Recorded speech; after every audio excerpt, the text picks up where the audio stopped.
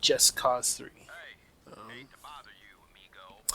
so this is actually the first Just Cause I ever played, and I love this game. I don't know if it's just the ability to destroy things, but I just love this game. I have it actually on like multiple. So I have it for the PS4, the actual physical disc. Then they had it like free for like PlayStation, like their Play whatever like club.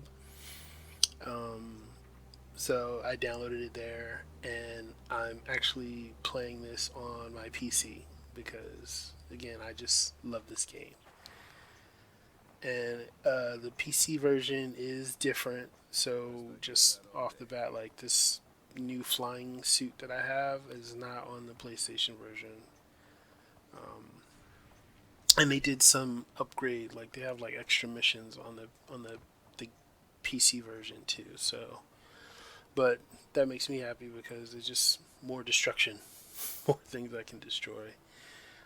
If you haven't played this game, you're on this island, Medici. It's under a dictator's rule, and you are the lone wolf. Basically, it's an '80s movie. You're trying to bring peace and tranquility back, and I'm hijacking this guy's truck because there's a fellow rebel in it, and I ran into an expensive car because I'm not paying attention. I just hopped in and drove. So and yeah, so he's free now. Took me 5 minutes to free him. So that's how good I am.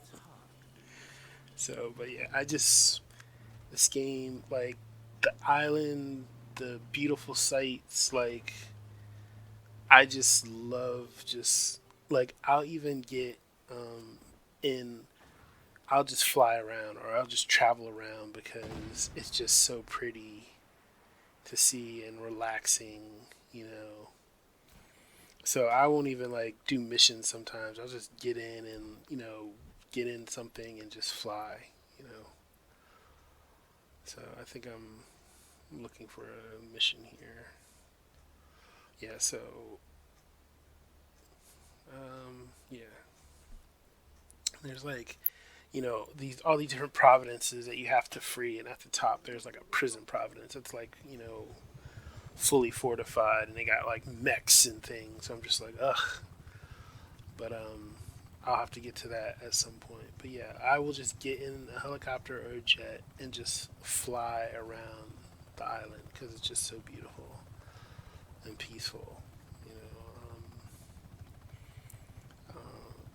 if this was a real place, like if it wasn't under a dictator's rule, yeah, I definitely want to go there and like check it out.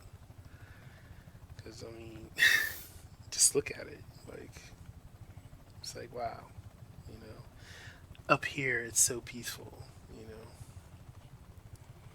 But yeah, so I play this game all the time. I've beaten it multiple times just to go back through. And again, like the best part is just being able to destroy things and fly around. I really, whoever the developers of this game, they this is a gem. I will say. I played Just Cause 4.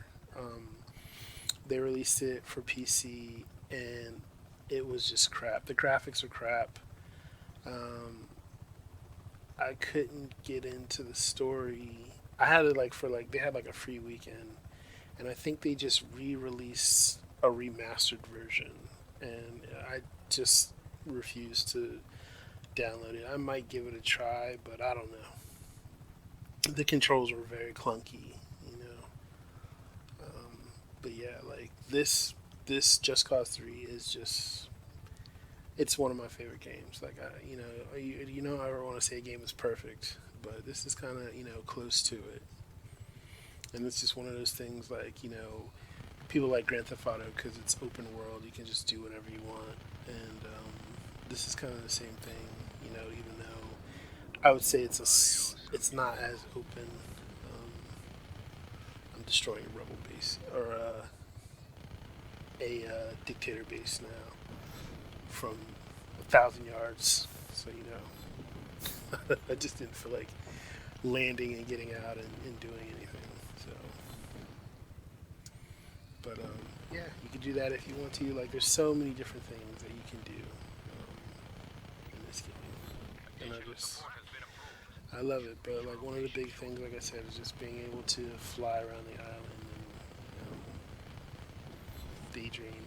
Like one of the you as you go through the game, you'll get jets and things like that. And like one of it's like a C5, and like it's basically a giant cargo plane, which just flies like heavy, but it's just nice to kind of just I'm flying a giant cargo plane around here, and you can crash it into whatever, but mountains and whatnot. But it's just interesting. So, but I don't know. I guess too, like thinking about like just traveling and stuff like that. And like if you get a chance, this is like a personal thing. Like if you get a chance to travel, like go somewhere. Leave your town, leave your, wherever you're at, your village, whatever, and just go, like see the world or see as much of it as you can. I was reading a statistic. This is a couple years old. Um, how, at least in the United States, most people, who live in a city will end up basically growing up and moving to the other side of the city and dying. Like, so a lot of people, in city life, and it's probably now because there's not a lot of, exploration to do. Um, but for the most part, if they live in one side of the town or city, they'll end up moving to the other side of town or city, and not really seeing, a lot of the world and meeting all the different people. I have a military brat background, so I got to travel a lot when I was a kid. So I got to meet different people, different countries, you know, different cultures, and I say it's one of the best things, that ever happened to me. My mom used to tell me, like, when we stopped moving, she was just like, all your friends are, you know, foreigners or different, from you. And I was like, because I like things that are different, perspectives, because it just makes the world a lot rounder. Um, so I'm just telling you, like, if you ever get a chance, like, travel. My father actually joined the military so he could travel. So because he knew basically where he grew up that there was nothing there for him, and getting the experience, getting into the military was a way to basically save him. And some people, that's what you need to do. And it's not necessary. You don't have to join the military. You can, one of the things that I regret, not doing, because you're allowed to have regrets, is going to school far away. Like I said, look at this. Like, I'm just flying a helicopter around, and I love it. But so I mean, if you're young and you're thinking about going to college, going to school, or whatever, go far away. Go somewhere different. Go somewhere out of state.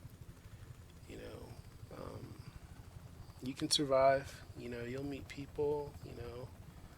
Requires you to grow up faster. I think if you're put in different environments, like I feel like the being a military brat required me to adapt faster to locations, which is just a good skill to have. You change jobs, you change, you know, um, you move to new neighborhoods, you do all kinds of stuff, that requires adaptation. And if you can acquire that skill early, like it's a piece of cake. So Um, that's something that I will say was a benefit of being a military brat was, yeah, I had to, because you're moving,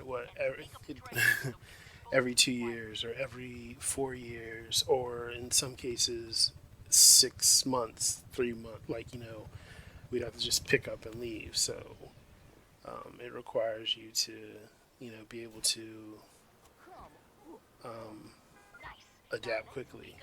I just, I'm still in a limo because actually I have to go pick up this person and orchestrate their death because again, I'm a rebel and we're doing rebel things.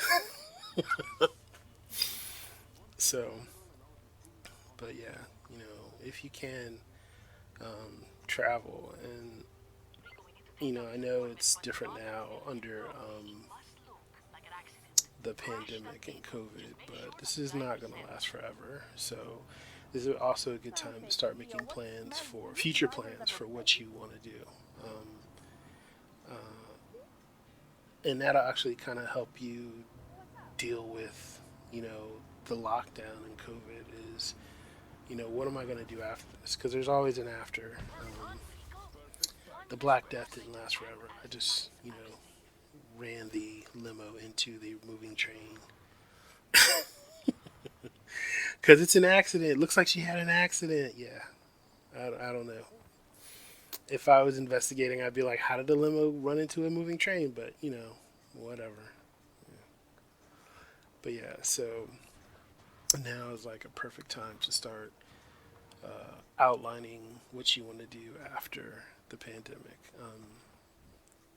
The Black Death didn't last forever. You know, lots of plagues historically don't last forever. So you have this time to, again, map out what you want to do and start putting together a plan, and that's okay. And that's if you want to. Because another thing I'm realizing too, in our westernized culture is this idea that you have to be doing something. Um,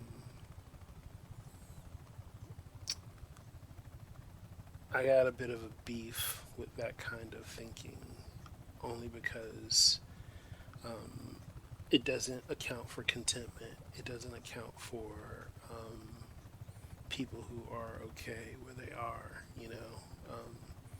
And I think that needs to be in there somewhere. Is you know you can be content where you are. Like if you wanted to move, you grew up on one side of town, you moved to the other side of town, and you don't want to, and you like where you live, like you know, more power to you.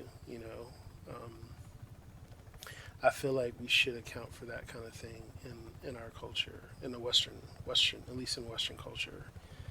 Um, you like your job, you like where you're at. If you're just there, you're like, my job just pays my bills. I'm not trying to hustle and have like multiple streams of income for whatever reason. Like I feel like, yeah, I mean, if that's how you feel, like okay, it shouldn't be anyone make you feel bad that you're basically content, you know. And I think that's something that you should strive for is contentment. I feel like we're a lot of us aren't content with what we have or where we're at, and so we're always looking for that next thing, the next biggest thing. And it's even kind of bred again. It's bred into Western thinking is there should be something else. Whatever it is, there should be something else. The grass is always greener. The grass is um, better on the other side. But the truth of the matter is, if you take care of your grass will be great. You know, and that's an option. So don't think that because I'm saying travel and go see the world that it's something that you have to do. It's just a suggestion. I think that it does broaden your horizons. I think it's something that makes you more well-rounded. But so does reading. So does you know. talking to people, from being able to interact with people, and treat them, like they matter, like, so there are other ways to get that well-roundedness, so I mean, yeah, read more books, read books that, you never thought about reading. That's always a great thing, if you don't want to travel, or like I said, meet different people where you're at, and talk to them, and learn, from them, like their experience, learn, like listen to their experiences, and how they deal with things, because again, that's a way for you to um, make yourself more well-rounded. So yeah, no, you don't have to travel, but it's just cool. Like I had to. I didn't have a choice. I was a kid, so and that's part of being a military brat was, yep. I guess we're going to,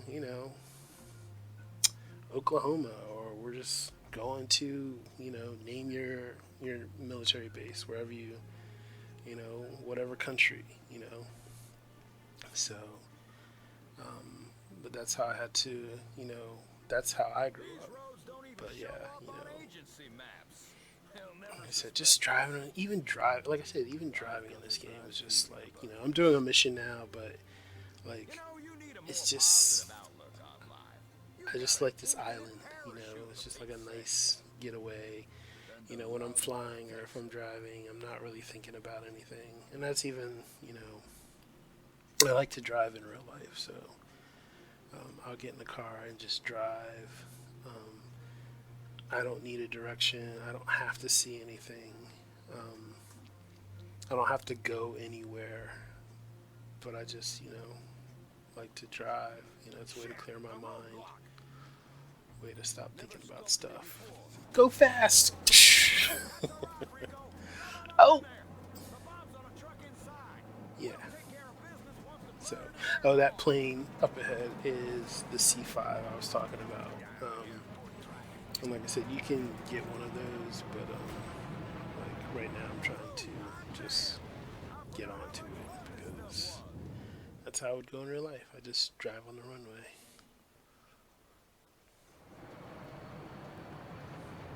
Now I was even thinking like those type of planes take a lot of runway, so I was just kind of even now just thinking like, did this plane really have enough space to like take off? I didn't see the runway coming down, so but yeah. And there's Dima. She's the one who came up with all the technology I'm using. Um, Again, just a good game. Like I really like this game. So, but yeah, things for you to think about. As you go through this life, and trying to figure out what you want to do, and realizing like, again, you know, contentment. I'm at the stage of life where I'm just looking for contentment. I want to be content with where I am and what I'm doing. I'm not really. I've done a lot of stuff, so that's the other thing.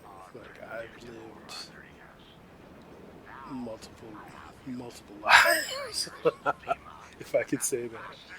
So, and there's things that I still want to do, but I feel like I've done a lot in my life. So, um, even with my education and going to school, you know, getting multiple degrees, like I've got, and so I think now for me it's more of learning about myself, focusing on myself, changing some of the habits that I have that aren't beneficial to me. So there are things that you can do,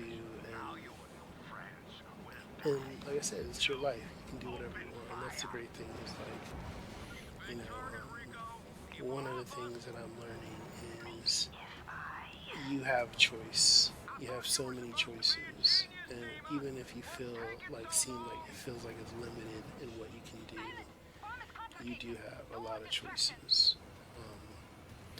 And I, and to be honest, like what people don't tell you is, you know, it's okay to be scared. It's okay to not know, and it's also some of the choices that you're going to make or have to deal with are going to be hard and require you to stretch yourself. But that's also a part of life, and that's something that also helps you learn who you are, and that's something that I'm realizing. There was there's an article I was reading. I forget in what it was, but just about how even with stress, like the things that man, he just clipped me, like he just rolled in and clipped me. Yeah, so I failed the mission. I'm supposed to be keeping this plan. I'm sorry, I know I just cut off, but I just saw, he just rolled in and was just like, boom, you're out. Didn't even shoot me down. He just clipped my plane. Um, but yeah, and so yeah, I'm supposed to be protecting this as it's flying to a destination. There's a bomb on it, so I'm flying it out of the hands of the dictator. Um, so yeah, I'm reading this article about stress and about how people dealing with stress are not paying attention to stress, and how our bodies, you know, are a good marker, but we don't ever listen to them about stress. So headaches, joint aches,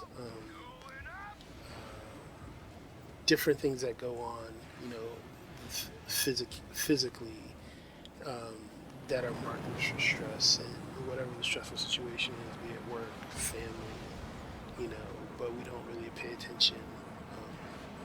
Stomach aches. So, and it was kind of reminded me of this one time I had a job. One of my first jobs out of college, I worked I worked as a paralegal for a law office, and a lot of stuff was not in order at this law office, and I have no idea what just happened. I'm sorry. I'm doing multiple things. Dima died. Wow, that's what happened. So I don't even know how she died. She's on a plane. Um, anyway, um, so like I said, the article is reminding me of this time I'm working this job, and like it's just me and this other person who are both paralegals, and then he ends up getting a different job and leaving. So it's just me, and like it's already a stressful job because when I got there they were behind in a lot of filings, so we were trying to catch up and do all. I'm just playing catch up from the moment I started, um, which I'm just like, all right, this is the environment, whatever. But I start to notice like my stomach and like how I have a stomach ache basically every day when I'm driving to work, and like not like you know a stomach ache I've ever had. It's just pain, you know, to the point. And I remember having a conversation with the guy who left. He is like once he left and got this other job, he went to the doctors and they told him he had ulcers. Like, and I was just like, geez, like I said, I'm a kid fresh out of college, and he was probably not that much older than me, maybe like 4 or 5 years older than me, you know.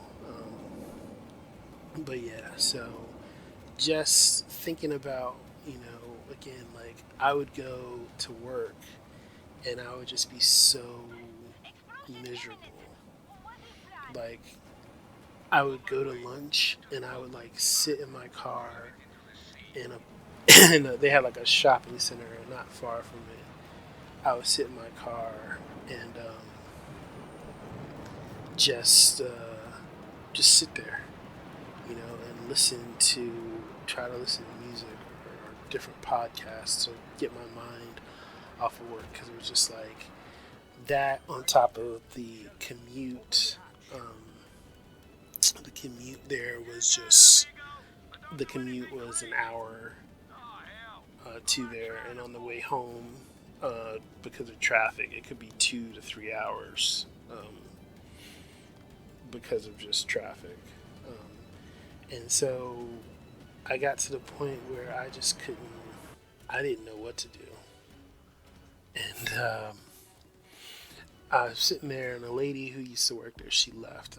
I'll never forget her name. Her name was Shannon. She left, and she got a different job. And she was like, "You look." She came back to visit one day, and she's like, "You look miserable." And I was like, "Oh." And she was like, "You need to do something." And she was right. So one day, me and another guy that worked there, we drove to a city, another city that was close by, and did interviews for like a temp agency, and got new jobs. But that was the first time, I remember thinking about stress, and like I said, the article just brought it back. It was like how our bodies, deal with stress, and how we don't really pay attention or listen. And like the minute I got a new job, like I was kind of scared because they wanted me to start soon, but I was just like, I need to get out, And so, um, as you're going through life, you're gonna deal with stress and deal with things, but part of that is listening to your body, And I feel like this conversation is just all over the place because I talk about, um, moving and uh, finding yourself. And I think I'm just telling, I guess my experience of finding myself is also listening to myself, not just myself in my mind, but also my body. So, um, yeah. Um, oh, I should tell you to like, subscribe, and all that stuff that you're supposed to do with YouTube videos. Um, I'm doing this for fun now. And thank you for listening in my rambling. But yeah, I'm doing this for fun. So if you'd like or subscribe, please do so. If not, okay, But I'm really just posting this kind of stuff for myself and for fun. So, but thank you for joining me on my journey. And I hope you get something out of these conversations. If it's just, you're okay with who you are. So I'm going to end it now, and I will chat with you guys later.